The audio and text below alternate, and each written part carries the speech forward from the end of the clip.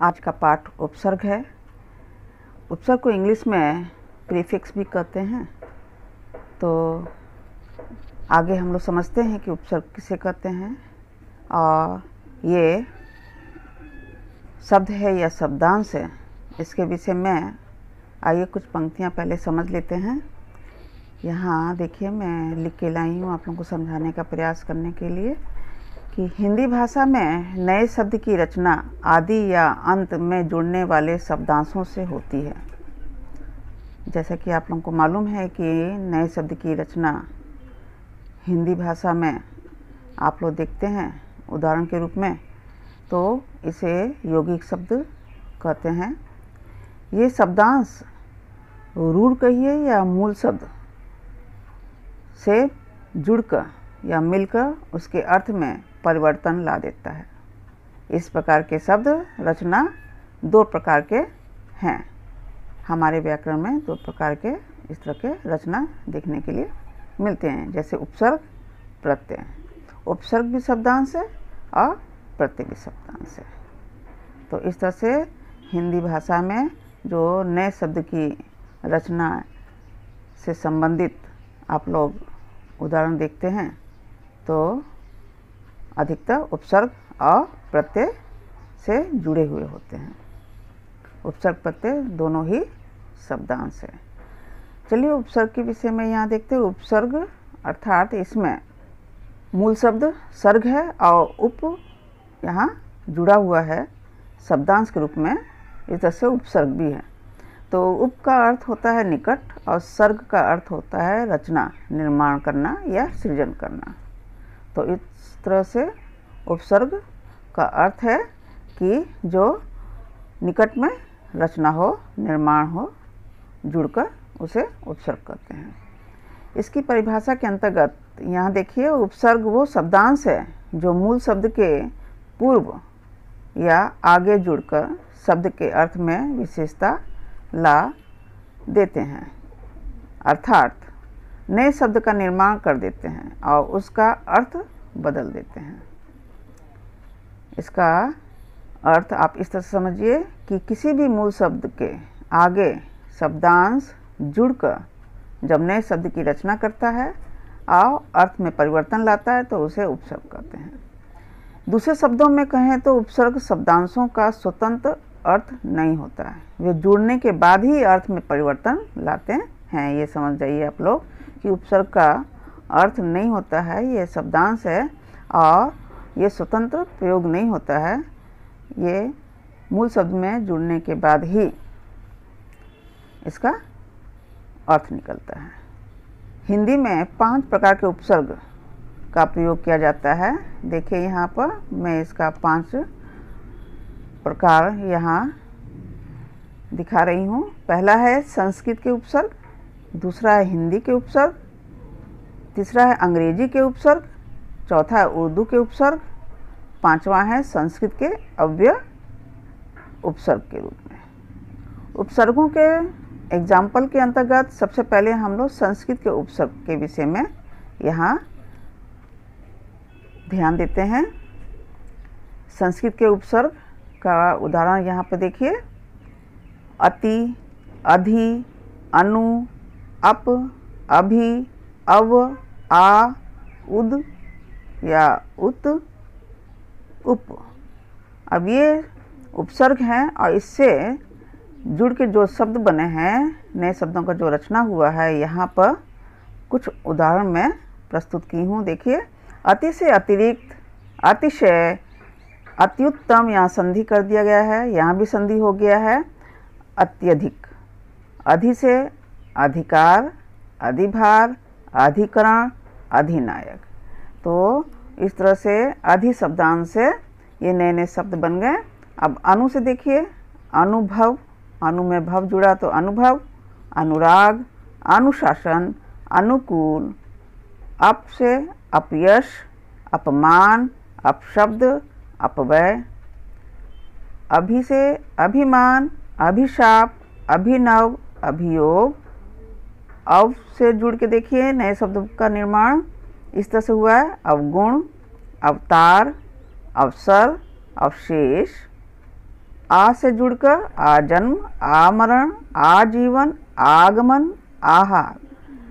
ये कुछ एग्जाम्पल है, कुछ उदाहरण यहाँ मैं प्रस्तुत की हूँ। ऐसे तो ढेर सारे उदाहरण आपको मिल जाएंगे। उद या उत से देखिए उद्गम, उद्घोष, उत्थान, उत्पन्न। उप से उपसर्ग, उपचार, उपनाम, उपदेश, उपवन, उपसंहार।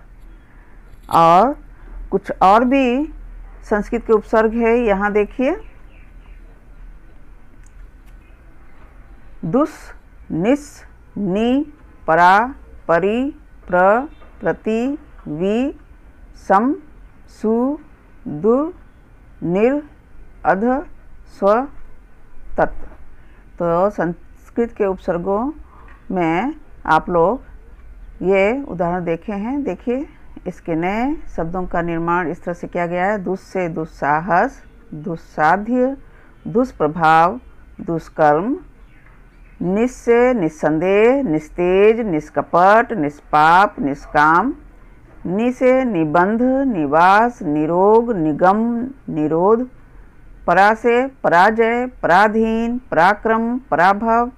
परि से परिवार, परिकल्पना, परिचालक, परिवेश।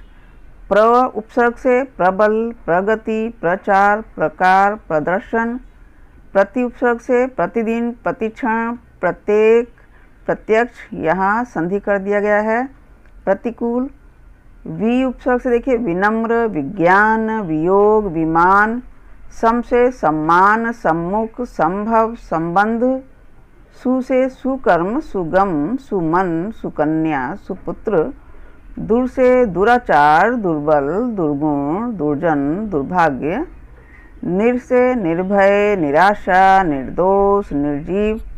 अध से अधस्थल, अधोमुखी, अधोगति, अधोमार्ग। ये सब संधि कर दिया गया है शब्दों में। पर उपसर्ग जुड़ा है। स्व से स्वतंत्र, स्वराज्य, स्वभाव, स्वदेश। तत् से तत्काल, तत्पर, तत्पश्चात। तो ये संस्कृत के उपसर्ग से बनाए हुए नए शब्द थे। अब आइए हिंदी के उपसर्ग देखते हैं। हिंदी के उपसर्ग ज़्यादा नहीं है। यहाँ देखिए अ, अन, अध, उन, आओ, दु, बिन, भर, क, स, न, चौ। देखिए इसके नए निर्माण। अ से अमर, अनाथ, अथा, अमोल, अचेत।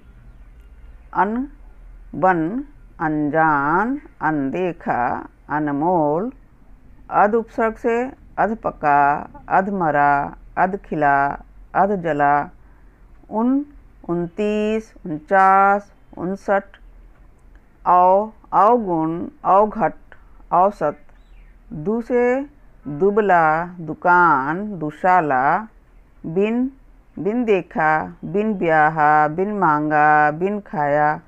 भर से भरपेट, भरपूर, भरमाया, भरमार, भरसक।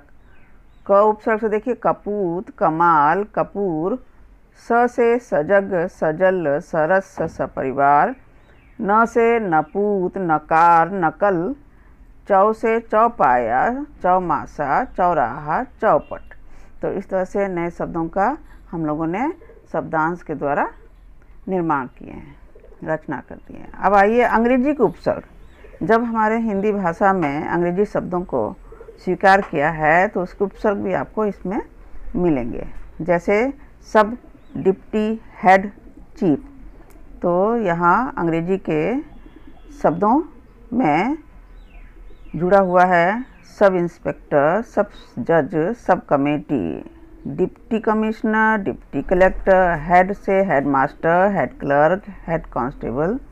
चीफ से चीफ जज, चीफ मिनिस्टर। तो इस तरह का अंग्रेजी उपसर्ग हैं। कुछ और भी हैं, देखें यहाँ पर। General, assistant, vice, half. तो जनरल से बना general manager, general store. Assistant से assistant teacher, assistant commissioner. Vice से vice principal, vice president, vice captain. Half, half pant, half shirt, half coat. इस तरह से अंग्रेजी के ये उपसर्ग थे जो हमारी हिंदी भाषा ने स्वीकार किए हैं। चौथा में आइए देखते हैं उर्दू के उपसर्ग। तो उर्दू के शब्द भी हमारे हिंदी भाषा में हैं। तो यहाँ उपसर्ग के रूप में मिला है आपको अल, कम, खुश, गैर, दर, ना, ब, बा, बे, बिल, बिला, बिना, ला, ऐन, सर, हम, हर। तो ये उपसर्ग से देखिए नए शब्द का निर्माण कैसे हुआ है। अल उपसर्ग से अलविदा, अलबत्ता, अलकायदा, कम से कमज़ोर, कम अक्ल, कम वक्त, कम उम्र, खुश, खुश नसीब, खुश मिजाज, खुशबू, खुशहाल। गैर से गैर जिम्मेदार, गैर हाजिर, गैर कानूनी, गैर सरकारी। दर से दरकिनार, दरअसल, दर हकीकत। ना से बना है नाराज, नाकाम, नादान, नासमझ। ब से बनाम, बमुश्किल, बदौलत। बा से बाअदब, बाकायदा, बाइज्जत। बे से देखिए बेईमान, बेजुबान, बेशर्म, बेगम, बेरहम। बिल से बिल्कुल। बिला से बिला वजह, बिला कसूर। बिना से बिना काम, बिना कसूर। ला से देखिए ला इलाज, ला वारिस, लाचार, लापरवाह। ऐन से ऐन वक्त, ऐन मौका। सर से सरकार, सरजमी, सरपंच, सरताज। हम उपसर्ग से देखिए हमदम, हमराज, हम सफ़र, हमदर्द, हम उम्र। हर से हरदम, हर वक्त, हर बार, हर साल। तो इस तरह से हम लोगों ने उर्दू के उपसर्ग यहाँ देखें और उससे बने हुए शब्द। संस्कृत के कुछ ऐसे अव्यय शब्दांश है जो उपसर्ग का काम करता है, जैसे इति, चिर, पर, पुरा, सह, सम। जैसे इति से बन गया है शब्द जुड़कर इतिश्री, इतिहास, इतिवृत्त इत्यादि। चिर से चिरकाल, चिरायु, चिराग। पर से परदेश, परसर्ग, पराधीन, परोपकार। पुरा से पुरातत्व, पुरातन। सह से सहचर, सहयोग, सहजन, सहानुभूति। सम से समकोण, समकालिक, समकालीन। तो इस तरह से आप लोग पांचों प्रकार के उपसर्ग यहाँ पे देख लिए कि उर्दू के उपसर्ग, संस्कृत के उपसर्ग, अंग्रेजी के उपसर्ग, संस्कृत के उपसर्ग, हिंदी के उपसर्ग। अब यहाँ आप लोगों को ध्यान देना है कि हर शब्दांश के साथ हम लोग जो शब्द जोड़ते हैं उसे कहते हैं मूल शब्द। तो इसको समझने के लिए थोड़ा मैं आपको और अच्छी तरह से समझाने का प्रयास करती हूँ।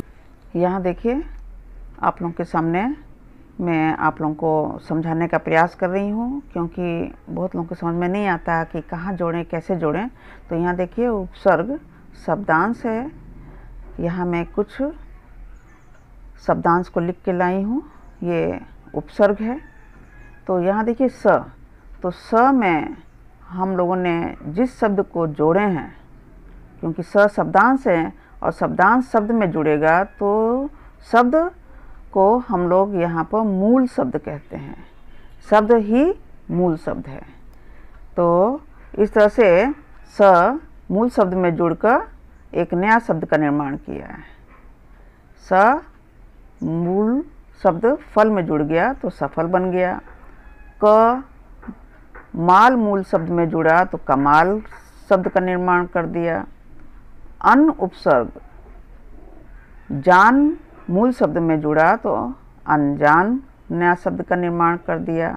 अ को मूल शब्द मर में जोड़ें तो अमर शब्द बन गया, नया शब्द का निर्माण हो गया। इस तरह से जिस शब्द में हम लोग शब्दांश को जोड़ेंगे वो शब्द अर्थवान होना चाहिए, सार्थक होना चाहिए। दूसरे शब्दों में कहें तो मूल शब्द होना चाहिए, तभी जाकर नए शब्द का निर्माण होगा।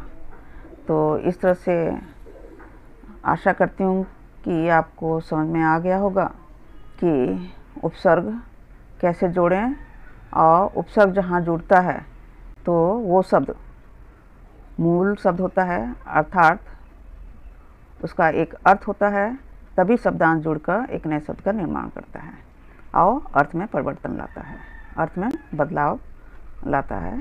तो इस तरह से ये उपसर्ग पाठ समाप्त होता है। मेरे अगले वीडियो में आप प्रत्येक विषय में पढ़िएगा। तो यहाँ ये लेसन समाप्त करते हैं।